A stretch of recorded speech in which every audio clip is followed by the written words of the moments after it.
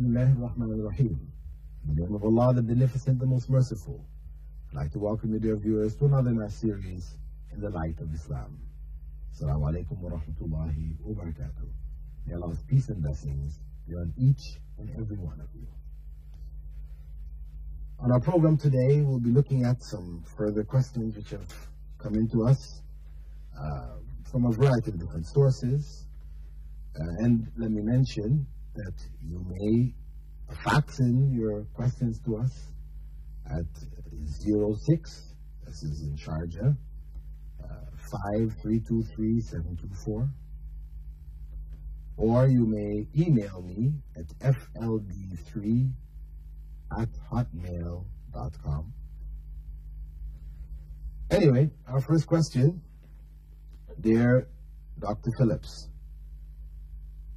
There's a question that has been puzzling me. Could you please clarify this for me? Muslims believe that Allah is the creator of everything, even the atom. This is okay with all the Muslims, but the whole world is for Einstein's theory of relativity. That is, matter can neither be created nor destroyed. This is being taught throughout the schools. What should be done? Thank you. Assalamu alaikum. Muhammad Khalid. Okay, Muhammad. Just to clarify for the viewers what is behind this, because you mentioned that Allah is the creator of everything, including the atom. And the world basically follows the Einstein's theory of relativity concerning matter, the components, and its origin. And on the basis of it, the atom has been split and energy being released. That E equals mc squared, meaning matter can neither be created nor destroyed. This theory is a statement of disbelief from the Islamic perspective. Because to believe that matter cannot be created is to give matter the attribute of God, the attribute of not having a beginning, being al-awwal, and not being destroyed, the attribute of being the end, al-akhir. These two attributes belong to God alone. And in the theory, as it is stated, the matter or energy is uncreated, that it just changes its form from one to the other.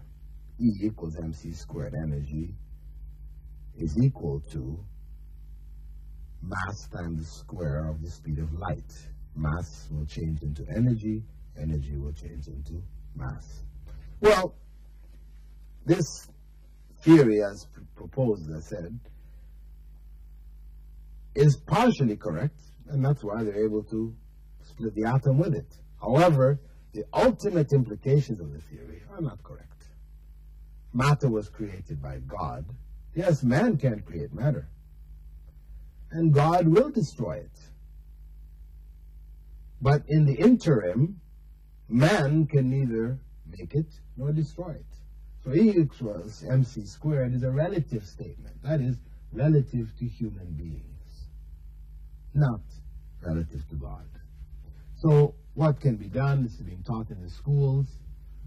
Then we have to educate our children, and these people in the school system should be aware, Muslims especially amongst them should be aware, but whenever quoting this kind of theory, they have to put it into some context. Make people understand, make the students understand that this is a relative statement, relative to human beings. And this does not exclude the fact that God created matter and that He would ultimately destroy it. As He said in Surah Rahman, كُلُّ مَا عَلَيْهَا فَانٍ. Everything in this world will perish except God.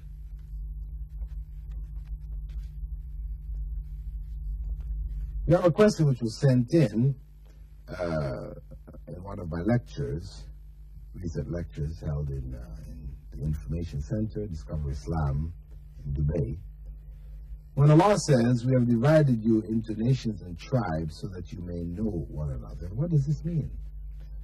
This question actually was sent in the context of talking about Hajj, where Hajj addresses the universality of the message of Islam and the universality of humankind. And we don't have races, really. This race business is something fabricated by people. We're one human race, and that's why there's one religion, one true religion. All of the others are false. I know this might sound a bit arrogant. You know, somebody says, oh, what do you say? Your religion is the only right one, everybody else is wrong. Well, the fact is everybody says theirs is the right one. I mean, we're not saying, and I'm not saying, simply because I'm a Muslim, that this is the right one.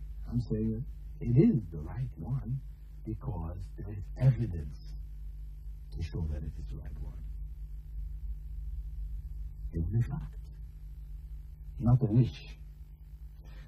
Now, if that's the case, and Islam says, okay, it's against tribalism and all this kind of thing, then what is Allah saying here when He said that He created you, human beings, into nations and tribes that you may know each other?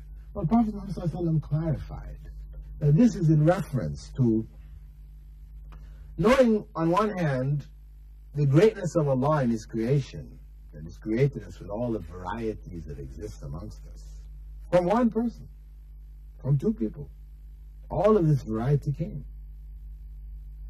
And at the same time, we have genealogies, family lines, which identify responsibilities and rights. These are necessary. So we have. The animal kingdom doesn't have this.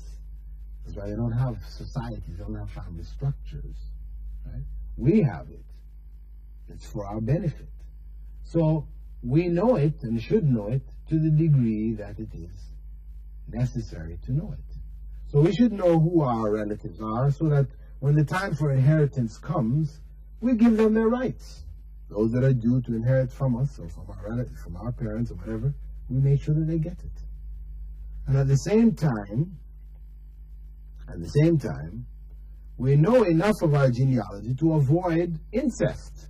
Because if you don't know who all your fathered children by, because you may have had more than one wife or whatever, you don't care to know about them, whatever. You may end up marrying your half-sister, or a sister woman marrying her half-brother, you know.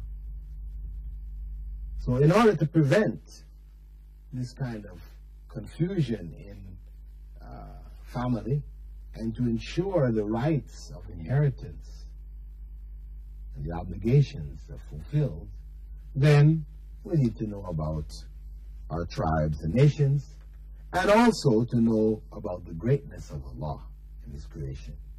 How He can create this kind of variety where there are seemingly tribes of people sharing similar characteristics, yet different from other tribes of people who share their own similar characteristics. Yet we all came from one, from Adam. Another question which has come into me. Dear Dr. Bilal, Assalamu alaikum wa rahmatullahi wa barakatuh. We know all angels are good. God sent His messengers in the form of human beings who taught human beings about good and bad. But what about the jinn? Do they have anyone who can tell them about good and bad? Yes. Allah sent the prophets to all of creation. He didn't just send them to human beings. He sent them also to the jinn, the world of the jinn. The world of the jinn being a parallel world to ours, sometimes occupying very close proximity to each other, occupying spaces. We can't occupy exactly the same space at the same time. But this world is invisible to us, most elements of this world. But some are able to interfere and to cross over into our world and create some confusion, which is some of the mysterious, inexplicable phenomena which you experience, whether people talk about haunted houses and possessions and a variety of other things from the world of the jinn. So the question is, didn't prophets come to them? Yes, they did. That's why there are believing jinn and there are disbelieving jinn, just as there are believing humans and disbelieving humans. And that's why Allah said, وَمَا خَلَقْتُ الْجِنَّ وَالْإِنسَ إِلَّا لِيَعْبُدُونَ. I have not created the jinn or humankind except for my worship. So